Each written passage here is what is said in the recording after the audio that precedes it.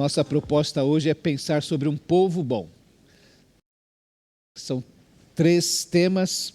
A semana passada sobre a boa notícia e o que significa o Evangelho, a importância daquele conteúdo que é o Evangelho, a pessoa compreender aquilo que Deus fez através de Cristo Jesus. Hoje a gente quer falar sobre a igreja, esse povo bom. Como a gente é um aulão, então vamos direto para a aula, tá? A palavra igreja tem 2 significados no Novo Testamento. A ênfase primária está no grupo de crentes em Cristo, batizados, que se reúne para adoração, companheirismo e serviço cristão. Então, quando a gente pensa numa igreja, a gente pensa nesse grupo de crentes reunidos, crentes batizados, que se reúne para adoração, companheirismo e serviço cristão. Isso é uma igreja local, onde o cristão encontra recursos e ambiente para crescer à estatura de Cristo como uma pessoa madura espiritualmente. Lembra que Pedro, na sua segunda carta, vai dizer que você tem que crescer na graça e no conhecimento de Jesus Cristo. E quando eu penso assim que a igreja precisa ser um ambiente da graça de Deus, é que ela precisa ser um ambiente onde as pessoas tenham condições de crescer na graça e no conhecimento de Jesus Cristo. Ter mais experiência com Deus, ter mais contato com Deus e crescer à estatura de Cristo Jesus. Quem pode abrir aí Efésios 4:13? Desse modo, todos nós chegaremos a ser um na nossa fé e no nosso conhecimento do Filho de Deus. E assim seremos pessoas maduras e alcançaremos a altura espiritual de Cristo. Isso significa que o padrão de maturidade nosso é Jesus. Eu sei que para a gente chegar em Jesus, tem um monte de outros no meio do caminho. Então a gente olha o apóstolo Paulo, olha, Jesus é perfeito, né? A estatura de varão perfeito, a estatura perfeita de Cristo Jesus. No meio do caminho aqui, entre eu e Cristo, tem um monte de exemplos, como o apóstolo Paulo, pessoas que eu conheço, que são maduros, que são mais maduros que eu. Mas o padrão que eu busco é Jesus, tá? Por isso que Colossenses, é um texto que motiva profundamente, lá em Colossenses 1, 28 e 29, diz Paulo falando sobre o trabalho que ele realiza na igreja, diz assim que nós o proclamamos, ele proclama a Cristo, advertindo e ensinando a cada um com toda a sabedoria, para que apresentemos todo homem perfeito em Cristo, ou que esteja nessa maturidade que é Cristo Jesus. Ele é o adulto da nossa espécie, ele é o padrão que eu busco. E a igreja então trabalha para que todos possam chegar a esta estatura de maturidade, a este padrão que é Jesus. Paulo também, quando escreve para os Romanos, no capítulo 8, vai falar que o propósito de Deus é fazer com que todos nós nos pareçamos com Cristo Jesus. Ele como um irmão mais velho da espécie, tá? O padrão da espécie. Num segundo plano, num sentido global e mais amplo, a palavra igreja diz respeito a todas as pessoas de todos os tempos que aceitaram Jesus Cristo como Salvador. Então tem a igreja, que vai ser chamada de igreja universal. Não do reino de Deus, tá? Mas essa igreja universal, porque ela envolve todos os crentes de todos os tempos.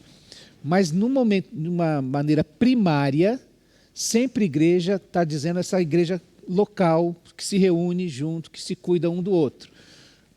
Uma questão muito importante para aqueles que não gostam de igreja, ou que querem, eu quero ser crente em casa sozinho, não funciona. Segundo o padrão da Bíblia, igreja é essa comunidade que se reúne localmente, tá? Que tem contato um com o outro. Tá? O que é uma igreja, então? Mais que uma organização ou instituição, igreja é um organismo vivo e dinâmico.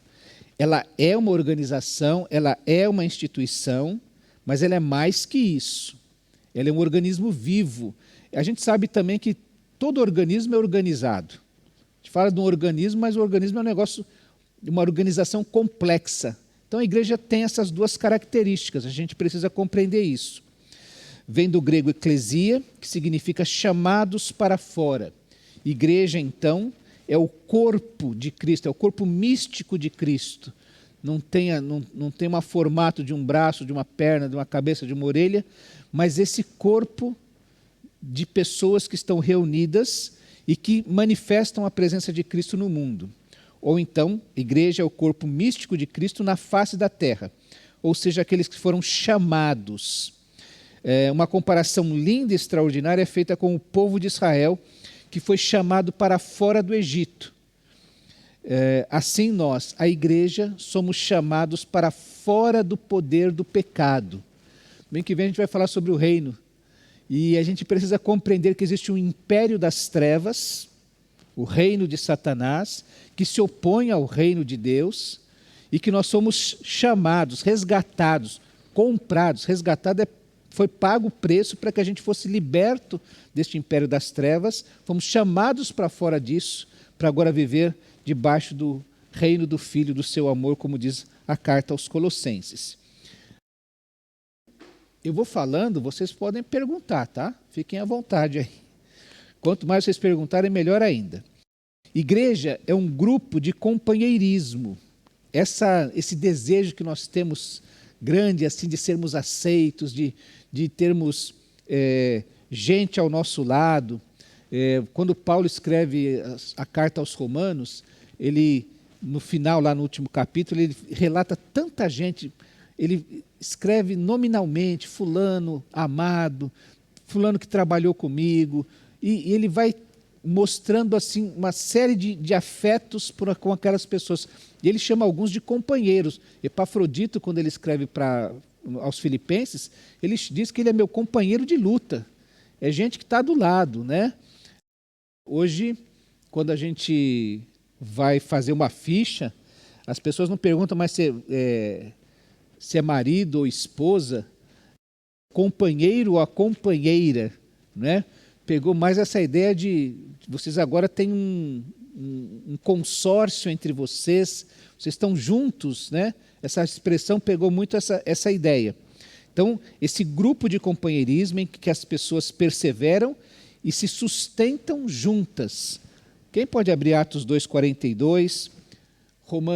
Quem abre Atos 2,42? Levanta a mão aí. Jonathan, Atos 2,42.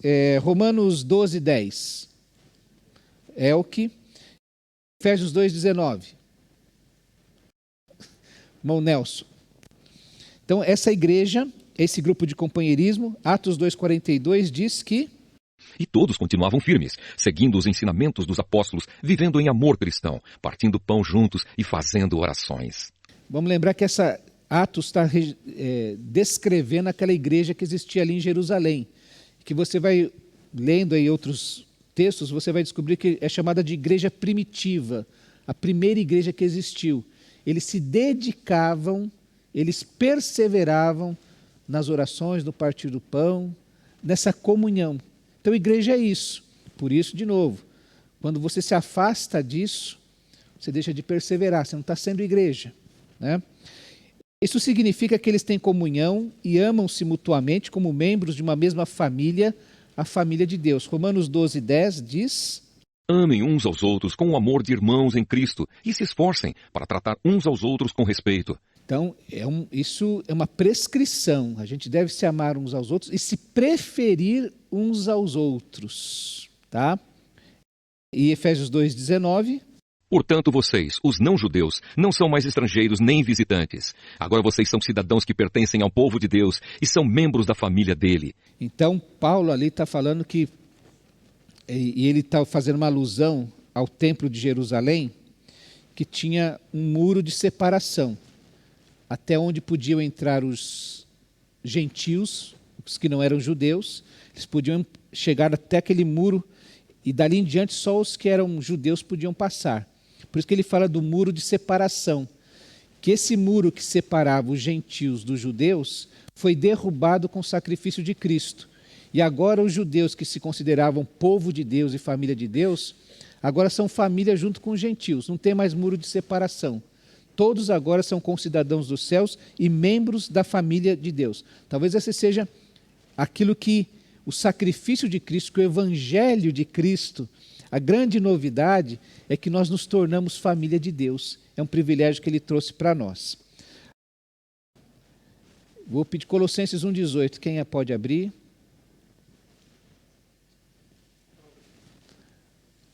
Jonathan, Colossenses 1,18, e o Cirineu, Romanos 12, de 3 a 9. Igreja é um corpo onde a igreja é um corpo onde, apesar da diversidade das partes, elas têm sentido unidas. Há diversidade, elas são diferentes, mas elas tomam sentido quando unidas. É mais ou menos como se você, um exemplo aqui de uma orquestra, né? Os instrumentos eles são todos diferentes, formas diferentes, sons diferentes, mas quando eles trabalham unidos, faz todo sentido. Ou se você pegar o próprio corpo, né? Cada membro do corpo é diferente, em tamanhos, e o próprio apóstolo Paulo vai falar que a gente dá mais honra aos menos decorosos, aos menores, mas todos são importantes quando trabalham unidos. Assim, a igreja é um corpo onde os diversos membros trabalham juntos, unidos e debaixo da orientação da cabeça que é Cristo.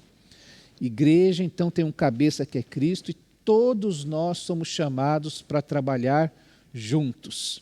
E se talvez o problema que existia entre Evódia e Sintique, aquelas duas mulheres que Paulo cita ali em Filipenses capítulo 4, ele fala assim, elas trabalharam junto comigo no Evangelho, eu sou testemunha disso. E o problema que elas estavam enfrentando hoje é que talvez elas quisessem trabalhar sozinhas, e uma quisesse aparecer mais que a outra. E aí Paulo está pedindo, Clemente ajude, que elas possam se unir. Deixa eu pegar a expressão aqui que ele fala. Vivam em harmonia no Senhor. Elas que... Ele fala, sim, peço a você, leal companheiro de jugo, que as ajude, pois lutaram ao meu lado na causa do Evangelho.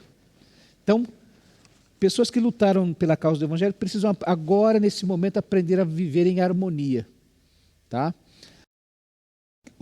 Colossenses 1,18. Ele é a cabeça do corpo, que é a igreja, e é ele quem dá vida ao corpo. Ele é o primeiro filho que foi ressuscitado para que somente ele tivesse o primeiro lugar em tudo.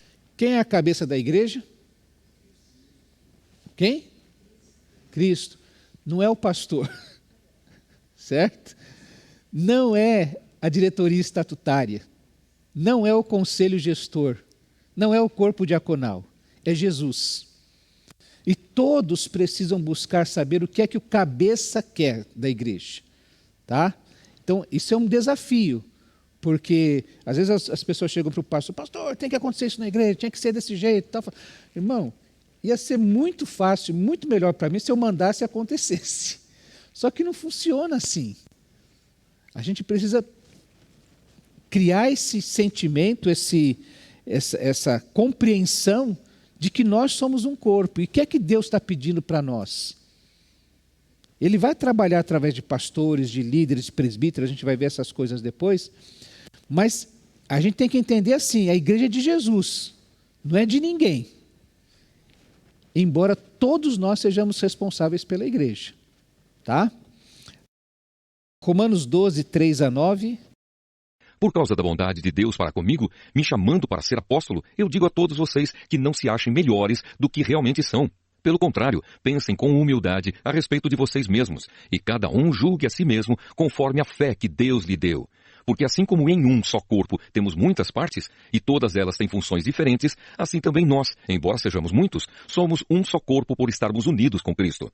E todos estamos unidos uns com os outros como partes diferentes de um só corpo. Portanto, usemos os nossos diferentes dons de acordo com a graça que Deus nos deu.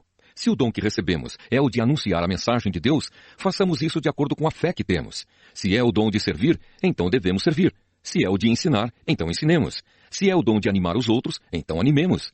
Quem reparte com os outros o que tem, que faça isso com generosidade. Quem tem autoridade, que use a sua autoridade com todo cuidado. Quem ajuda os outros, que ajude com alegria. Então, Paulo aí falando sobre um dos textos que fala sobre os dons, lembrando que ninguém deve ter de si conceito mais elevado do que convém. E a gente tem que aprender nem a se menosprezar e nem também se ter superestimar, né? Esse é o que Paulo está pedindo, essa moderação naquilo que nós vamos fazer. Porque se Deus me deu dons, eu vou exercer o meu dom. Então eu não vou ficar cobiçando, por exemplo, assim, eu tenho que lutar constantemente com algumas pessoas que tocam muitos instrumentos, ou que cantam muito bem. Você fica assim, Deus, por que eu não consigo fazer um negócio desse? Então, mas esse não é meu dom. Eu tenho que cuidar de exercer o que eu sei fazer, o que Deus me deu para fazer, para a vida da igreja. Tá? Então, nem se superestimar, nem se subestimar. Tá? O que foi que Deus me deu? Qual é o dom que Deus me deu? Que de tal maneira que eu possa servir na vida da igreja da maneira correta. Vou pedir aqui a irmã Raquel, 1 Pedro 2,5, e a irmã Irma, 1 Coríntios 3,17. A Cláudia está com Bíblia, né? 1 Pedro 2,9. Não, perdão. Apocalipse 1,6. A irmã Raquel já está em 1 Pedro 2,5. Depois vou pedir para a irmã ler 2,9 também. A igreja também é um templo espiritual. Então, olha, a igreja é um grupo de companheirismo. Ela é um corpo. E ela é um templo espiritual, onde cada pessoa regenerada é considerada como que um tijolo nesta construção espiritual onde Deus habita. Então a igreja é um templo, cada um de nós é como se fosse um tijolinho onde Deus habita. Tá? 1 Pedro 2,5. Vocês também, como pedras vivas, deixem que Deus os use na construção de um templo espiritual, onde vocês servirão como sacerdotes dedicados a Deus. E isso para que, por meio de Jesus Cristo, ofereçam sacrifícios que Deus aceite. Isso é uma analogia com a habitação de Deus no templo de Salomão. Eram feitos sacrifícios constantes, em gratidão, para pedido de perdão, para busca de comunhão com Deus. Então a igreja é este templo espiritual, onde estas coisas continuam acontecendo, mas agora de uma maneira que o Antigo Testamento prefigurou. Tá? Por isso que a igreja deve manter-se santa e pura. 1 Coríntios 3,17. Assim, se alguém destruir o templo de Deus, Deus destruirá essa pessoa, pois o templo de Deus é santo e vocês são o seu templo. O santuário de Deus quem é? Somos nós. Paulo está escrevendo lá, olha, se alguém destruir o santuário de Deus, que são vocês. Deus vai lidar de maneira muito séria. Você vai lembrar, por exemplo, que lá em Atos tem o caso de Ananias e Safira, que tentaram implantar a mentira no meio da igreja, né, a falsidade, e Deus tratou de maneira muito enérgica isso. E ele vai tratar isso de maneira muito enérgica. Paulo vai falar, quando está se despedindo na sua segunda carta a Timóteo, falando de Demas, de Alexandre, essas pessoas serão tratadas por Deus. Deus vai retribuir, vai tratar dessas pessoas. A igreja é o corpo de Cristo, é o povo de Deus, é a sua noiva, e ele trata de maneira muito séria com a sua igreja. E nós precisamos compreender isso também. Esse lugar sem gente dá medo, sabia? Eu já falei para vocês, né, que às vezes eu estou saindo tarde da noite aqui, se eu não fosse crente eu achei que tinha fantasma nesse lugar, porque é horrível, uma escuridão, um negócio assim, dá medo. Esse lugar só tem valor porque nós estamos reunidos aqui. Tá? Por isso que hoje tem igreja que compra o galpão e virou igreja. Eu tinha uma experiência na minha juventude, namorava a Rosângela, tinha 16 anos de idade. Era Casa de Portugal, lá no centro, na Avenida Liberdade, tinha um programa de crentes na terça-feira à noite. No final de semana tinha tido baile, no mesmo ambiente. Bailão rolou lá na Casa de Portugal. Mas na terça-feira, e eu lembro do Leandro, que era que dirigiu o louvor naquela ocasião, falando assim, olha, nesse momento nós estamos orando, nesse momento isso aqui é um pedacinho do céu. Então aquele lugar que tinha rolado um mau bailão no final de semana, naquele momento era um lugar santo. Por quê? Porque a igreja estava reunida ali. Então, o templo de Deus, o lugar da habitação de Deus, não é o espaço físico, é a vida dos crentes. Por isso que os crentes é que são a igreja, o templo espiritual. Aliás, a gente coloca lá que é Igreja Batista do Parque, né? Tem gente que gostaria que fosse, esse aqui é o templo da igreja, que a igreja somos nós, aqui é o templo no qual a igreja se reúne, né? Outros falam casa de oração, né? Porque igreja tem a ver com pessoas e não com a estrutura física que a igreja com o tempo vai conseguindo estabelecer, tá bom? A igreja também é um povo de sacerdotes. 1 Pedro 2,9, irmã Raquel, por favor. Mas vocês são a raça escolhida, os sacerdotes do rei, a nação completamente dedicada a Deus, o povo que pertence a Ele. Vocês foram escolhidos para anunciar os atos poderosos de Deus que o chamou da escuridão para a sua maravilhosa luz. Então, um povo sacerdotal, sacerdócio real ou povo sacerdotal também, tá? E Apocalipse 1,6. E fez de nós um reino de sacerdotes, a fim de servirmos ao seu Deus e Pai. A Jesus Cristo sejam dados a glória e o poder para todo sempre. Amém.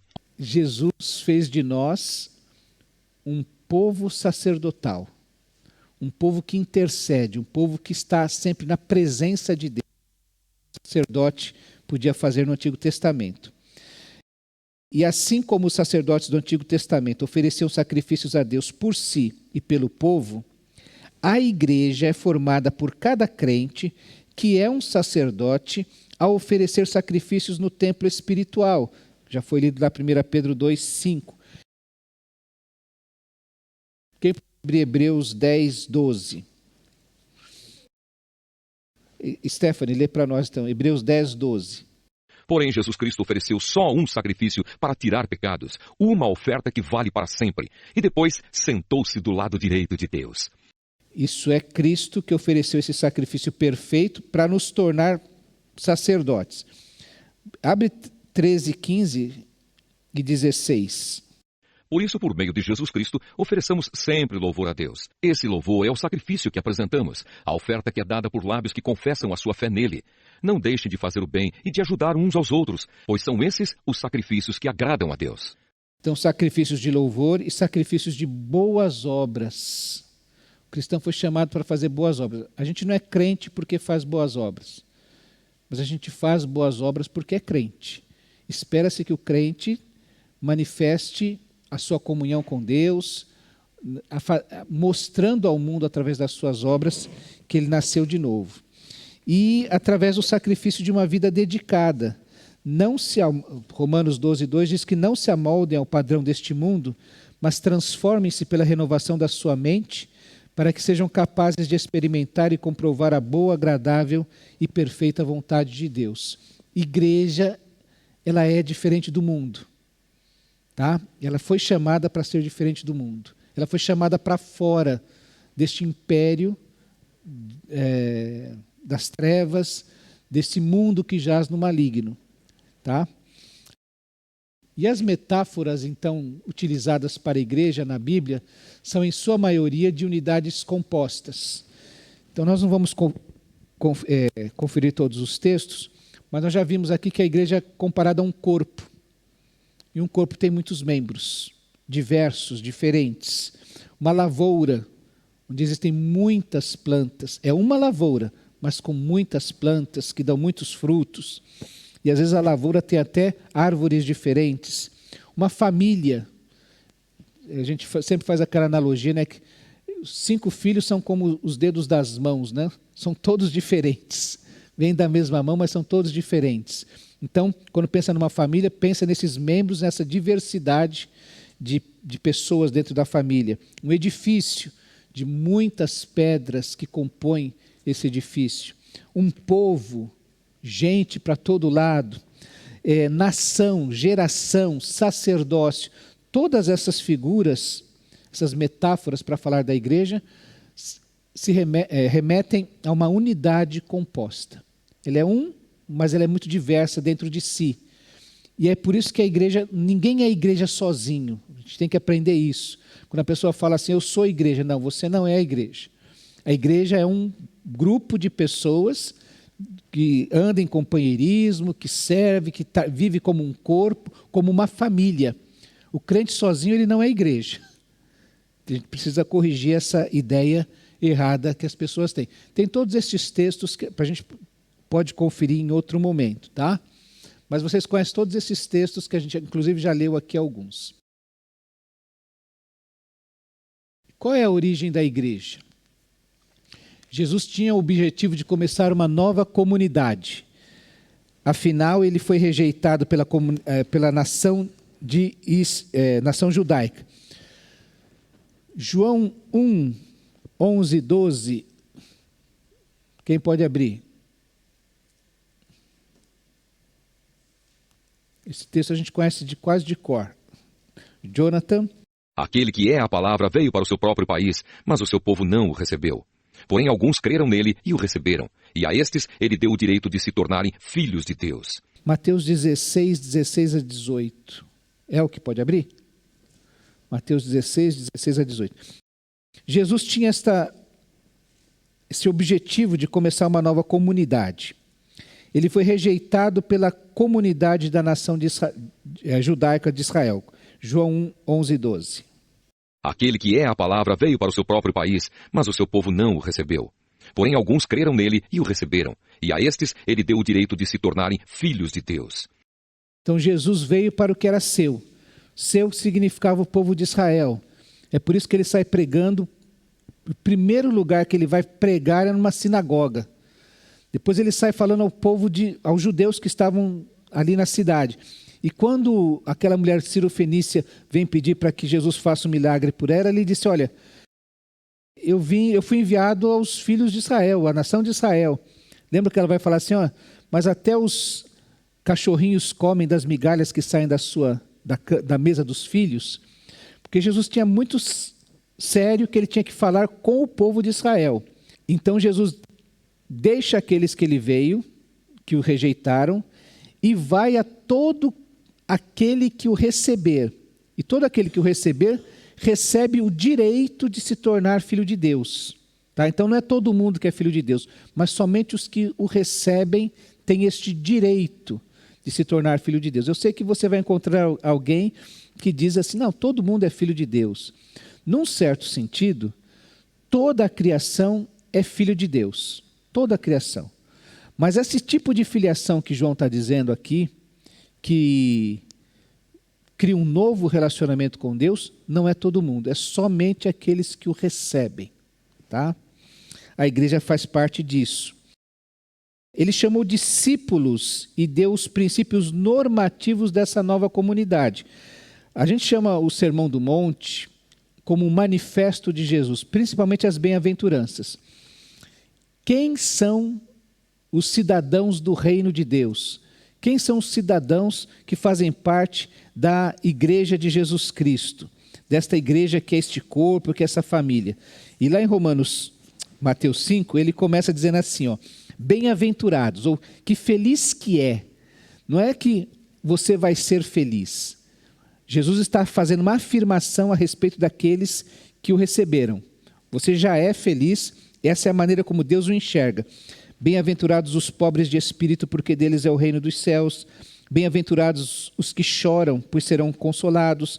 Bem-aventurados os humildes, pois eles receberão a terra por herança. Bem-aventurados os que têm fome e sede de justiça, pois serão fartos ou serão satisfeitos. Bem-aventurados os misericordiosos, pois obterão misericórdia. Bem-aventurados os puros de coração, pois verão a Deus. Bem-aventurados os pacificadores, pois serão chamados filhos de Deus.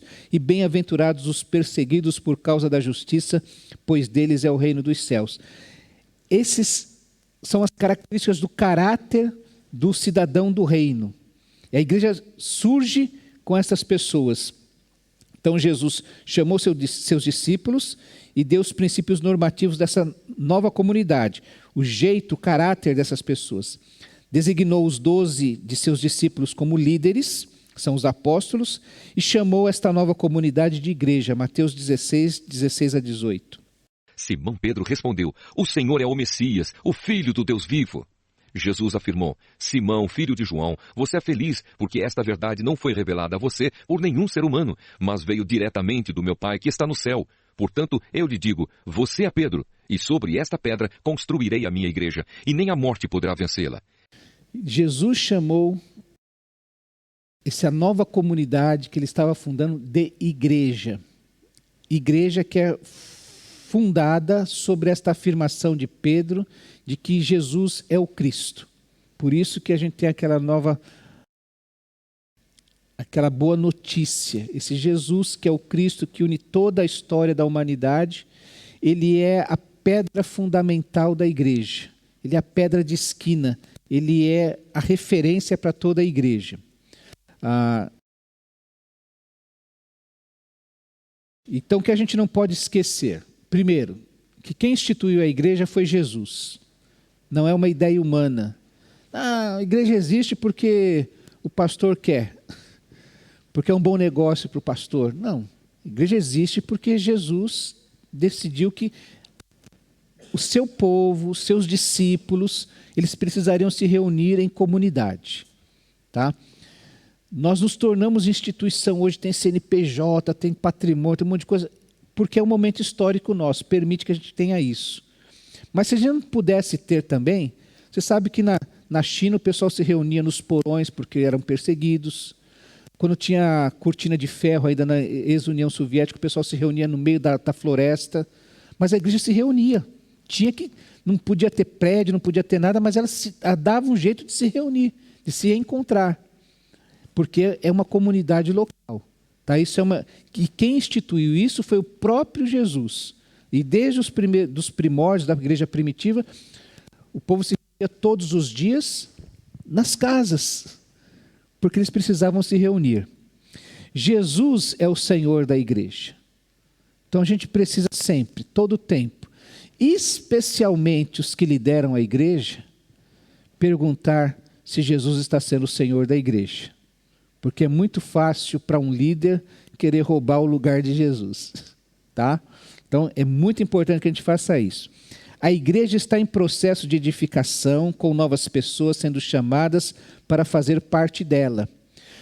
Eugene Peterson foi perguntado, ou ele falou que a igreja, de certa maneira, ela sempre está no mesmo lugar.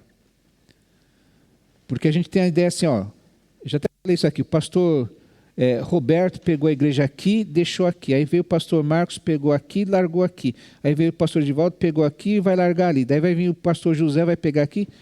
E não é assim. Então a gente está com a impressão que mas a igreja está sempre no mesmo lugar, porque sempre tem gente saindo, porque morre, porque muda, porque acontece alguma coisa, e sempre tem gente chegando, que nasce, que chega, que muda para cá. Então, de alguma maneira, a igreja está sempre no mesmo lugar. Tá? É sempre gente em processo de edificação. Então, às vezes tem alguém que fala assim, pastor, mas a gente já estudou isso, teve um semestre que nós estudamos esse assunto. Você estudou e até já esqueceu. Né? Tem que retomar esse assunto. Por que a igreja todo mês faz uma celebração da ceia do Senhor?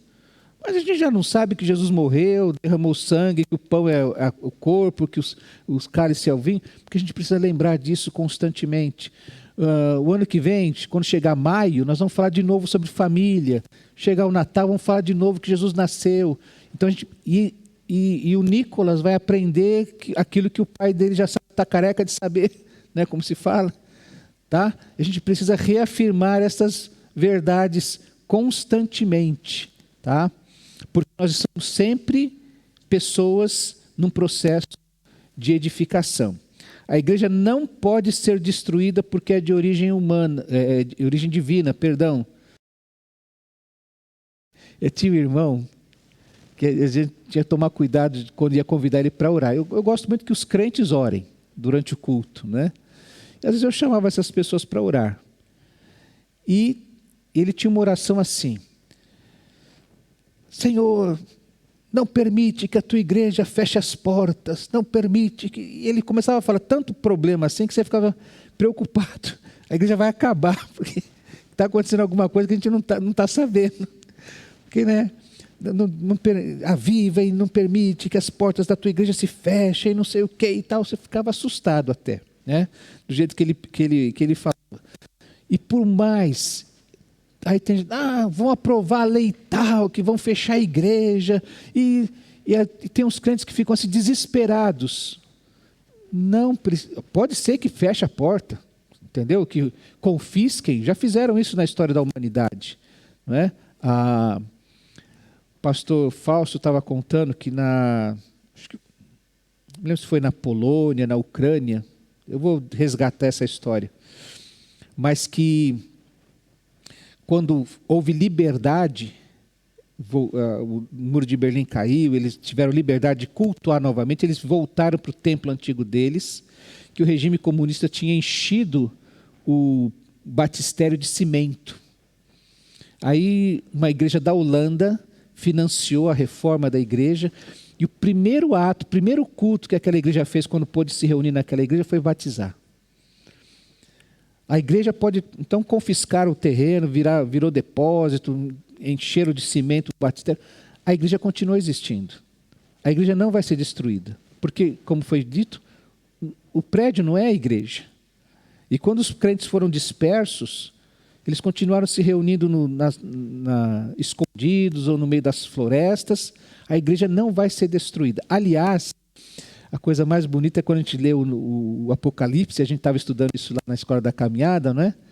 Que chega no Apocalipse, a gente descobre que a igreja vence no final.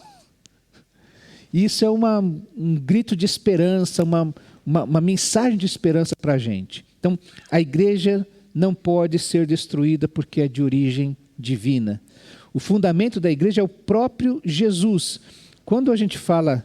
Eu devo ter falado para os irmãos que o método de construção daquele período tinha uma pedra que ficava na esquina, que eles colocavam, e aquela pedra era para dar o nível da construção, a altura, o comprimento, a largura e qual ia ser a altura a partir dela. Por isso que Jesus é chamado de pedra de esquina, porque ele é a pedra principal de todo o edifício. É a partir dele que tudo vai ser construído. Então essa é a ideia de Jesus ser essa pedra e ser este fundamento da igreja. Nenhum organismo tem autoridade sobre a igreja porque Jesus é seu Senhor. Então o governo não tem autoridade aqui, não tem a convenção, não tem autoridade aqui. O pastor não tem autoridade aqui. Quem manda na igreja é Jesus. Então a gente tem que voltar o nosso olhar para saber assim, o que é que Jesus quer que a igreja faça. E igreja e Estado devem se respeitar mutuamente sem ingerência de um sobre o outro. Mateus 22, 21 é um texto bastante conhecido entre nós. Mateus registra assim: então os fariseus saíram e começaram a planejar um meio de enredá-lo em suas próprias palavras. Enviaram-lhe seus discípulos junto com os herodianos, que lhes disseram: lembra que herodianos e fariseus não se davam muito bem, eram dois partidos dentro do judaísmo. Mestre, sabemos que és íntegro e que ensinas o caminho de Deus conforme a verdade. Tu não te deixas influenciar por ninguém, porque não te prendes à aparência dos homens. Dize-nos, pois, qual é a tua opinião? É certo pagar imposto a César ou não?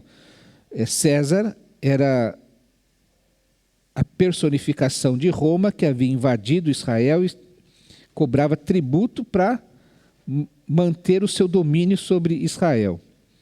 Mas Jesus, percebendo a má intenção deles, perguntou: hipócritas, por que vocês estão me pondo à prova?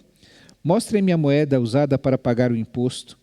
Eles lhe mostraram um denário, e ele lhes perguntou: de quem é esta imagem e esta inscrição? De César, responderam eles. E ele lhes disse: então deem a César o que é de César e a Deus o que é de Deus. Ao ouvirem isso, eles ficaram admirados e deixando, retiraram-se. Então, isso é um princípio, inclusive, entre nós, de separação entre igreja e Estado. A igreja não deve ser dona do Estado, nem serva do Estado. Martin Luther King diz essa frase, né, que a igreja não deve ser nem dona nem serva do Estado, mas a sua consciência. Os batistas surgiram em 1609, mais ou menos. Vamos lembrar que em 1517 surge a Reforma Protestante, Martinho Lutero, Calvino, Zwinglio. E conforme aquela reforma vai caminhando, vão surgindo outros grupos, porque Lutero nunca deixou de ser católico. Calvino manteve toda a estrutura. Inclusive ele era prefeito de Genebra, então teve uma série de envolvimentos ainda que foi sendo desenvolvido. Quando surgem os batistas, menonitas, as igrejas livres, elas surgem dizendo assim, olha, essa reforma que Lutero propõe, ele quer reformar algumas coisas. Se resolver aquelas 95 teses, a gente continua tudo bem. Surgiram alguns cristãos, que são chamados da reforma radical, dizendo assim, ó, errado, tem que começar do zero. Então eles são chamados de reformadores radicais. Dentre eles, dentre essas igrejas, surgem os batistas. E eles surgem na Inglaterra dizendo assim, olha, tem que separar a igreja de Estado. Ninguém, nem o rei, nem o papa, tem que mandar na igreja local. Era essa a ideia. Por isso que eles falam essa separação entre igreja e Estado. Tá? Baseados nesta ideia de Jesus falando, deem a César o que é de César. O Estado tem seu valor, sua importância, ele é uma autoridade que Deus colocou para regular nossa vida, a gente precisa ter algumas condições para viver em sociedade, e o Estado está para isso. Só que ele não tem que se meter nas questões espirituais. É uma briga que nós estamos tendo até hoje, né? Quando o Estado quer fazer leis que vão interferir na nossa crença. E o contrário também, quando nós temos cristãos querendo, nós vamos eleger o presidente para poder fazer uma lei onde todo mundo vai ter que ser crente no Brasil. Já pensou nisso?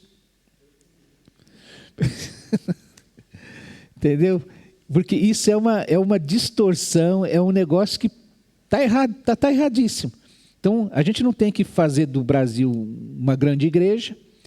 Também o Estado não tem que querer dar ordens dentro da igreja. Quem manda em nós é Jesus. A igreja, ela precisa ser notada por seu serviço aos outros, por seu amor infundido pelo Espírito Santo em sua adoração, ensino e evangelização. A proclamação do Evangelho é o imperativo de Jesus, que é conhecido como a grande comissão. Então, como é que a igreja é notada no mundo? Não é pelo barulho que ela faz, tá? Ela é notada pelo serviço que ela presta aos outros. É pela disposição de servir, de ajudar, de compreender e ajudar na medida do possível. Tem coisa que a gente não consegue resolver nem na vida dos cristãos. Então tem coisa que a gente não consegue resolver, mas a gente precisa estar disposto a ajudar. Vocês já ouviram falar da Cristolândia? Já ouviram? A Cristolândia surgiu há alguns anos com a proposta de estar à disposição de quem quisesse sair das ruas. Então, todos os dias eles fazem lá 30 quilos de arroz, e alimentação, banho, roupas novas para aquelas pessoas que estão drogadas lá nas ruas. E assim, se você quiser, você vem, come. Se quiser ficar, fica, e aqueles que querem sair dessa vida são ajudados. Recentemente o governo lançou um programa com as mesmas bases. Já fizeram tantas ações ali, bate aqui, aí eles mudam para esse lado, aí bate ali, eles mudam para outro lugar. Agora o governo está indo no mesmo campo, só que o governo com mais condições, inclusive, né, de emprego, de psicólogos, tem uma estrutura maior. Mas a igreja, há alguns anos, está dizendo, olha, o caminho é esse. está ali para servir, fez isso voluntariamente, continua fazendo isso voluntariamente. Então, este é o caminho que a igreja precisa ter para servir a comunidade. Isso deve ser feito por um amor que é infundido pelo Espírito Santo, tá? Na sua adoração, no seu ensino, na sua evangelização. E a proclamação do Evangelho é um imperativo, que é conhecido como a Grande Comissão, que é ali em Mateus 28, portanto, vão e façam discípulos, batizando-os em nome do Pai, do Filho e do Espírito Santo, ensinando-os a obedecer a tudo que eu ordenei a vocês. E eu estarei sempre com vocês até os fins dos tempos. Fazer discípulos, batizar e ensinar. Esse é o caminho que a igreja precisa, é a missão que a igreja tem. Primeiro, fazer discípulos. A gente batiza não é porque a gente acha bonito, que dá para tirar foto, fazer um negócio diferente. O batismo foi uma orientação do próprio Cristo. Ele se submeteu a isso. Você vai se lembrar que no início do seu ministério, ele se submete ao batismo para se identificar plenamente conosco. Ele orienta, então, que a igreja vá e batize. A igreja primitiva sai batizando as pessoas. O que eu devo fazer para ser salvo? Creia no Senhor Jesus Cristo e será salvo tu e a tua. Seja batizado você e sua casa. Eles saem batizando, fazendo o batismo das pessoas. O batismo, ele inclusive é o testemunho. A pessoa querer participar do batismo é mais importante do que as respostas que ela consegue dar na sua profissão de fé. Eu lembro que quando eu fui me batizar, eu dei algumas respostas que não agradaram muito, assim, ou que não eram as certas. Né? Por que você quer se batizar? Porque eu quero ser membro da igreja. Porque eu quero dizer que eu sou membro da igreja. Essa foi a minha resposta. Não era a resposta certa. Né?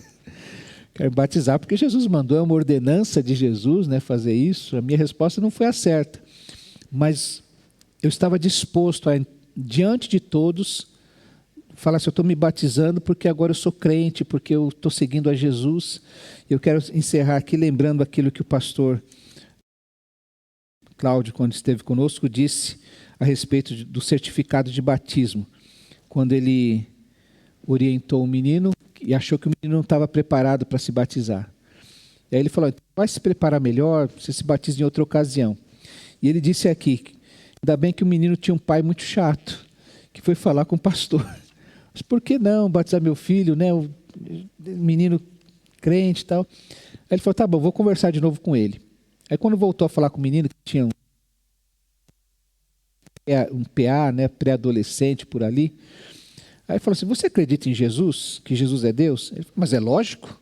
O menino não tinha nenhuma dúvida, né? Ele estava muito convicto.